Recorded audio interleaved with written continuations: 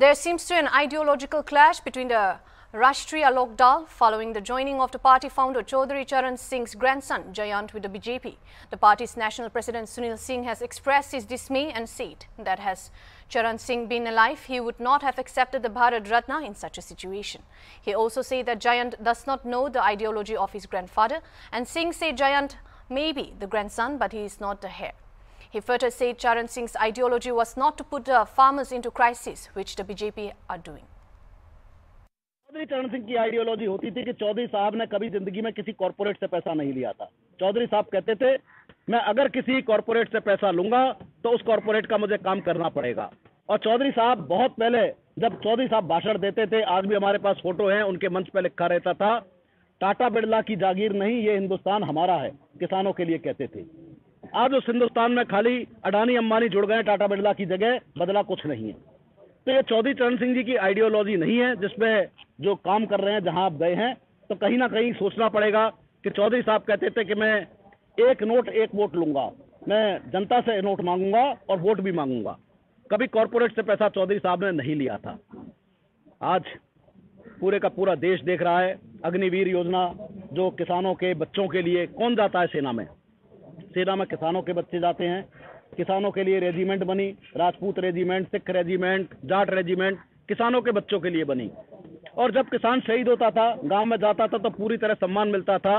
और एक बेटा शहीद होता था तो किसान का, उसका जो बच्चे का बाप होता था या वो होता था, पत्नी होती थी, वो कहती थी, बाप होता था कि मेरा दूसरा बेटा भी सेना को दूंगा।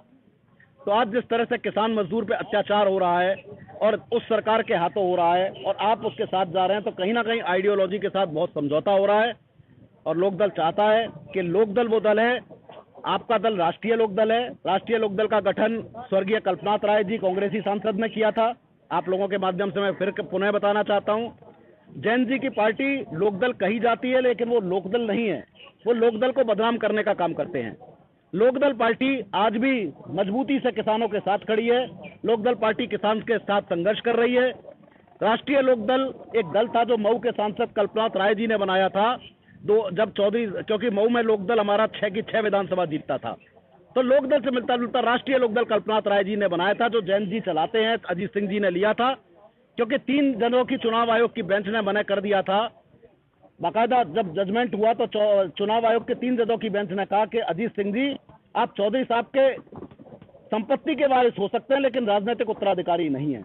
और जब उन्हें लोकदल नाम नहीं मिला तो उन्होंने लोकदल से मिलता जुलता राष्ट्रीय लोकदल जो कल्पनाथ राय जी ने बनाया था उसको लेकर चलाया, जिसको आज जैन जी चला रहे हैं। तो आज ना चौधरी साहब का दल उनके पास है, उनके पास एक कांग्रेस सांसद के द्वारा बनाया दल है, ना चौधरी साहब की नीति उनके साथ है, ना चौधरी साहब का सिद्धांत उनके साथ है। तो चौधरी साहब का नाम लेना बंद करें। आप जहां जाएं, हमारी शुभकामनाएं आपके साथ हैं। आप भाजपा में जाएं, आप एनडीए के साथ जाएं, आप कहीं जाएं, लेकिन कम से कम चौधरी साहब और लोकदल का नाम लेना बदनाम करना बंद करें, क्योंकि लोकदल सत्ता के साथ ऐसे किसान विरोधी समझौते नहीं करता, नौजवान विरोधी समझौते नहीं करता। लोकदल का मानना होता है, आज किसान क्या मांग रहा है बॉर्डर पर बैठ के? एमएसपी की गारंटी मांग रहा है।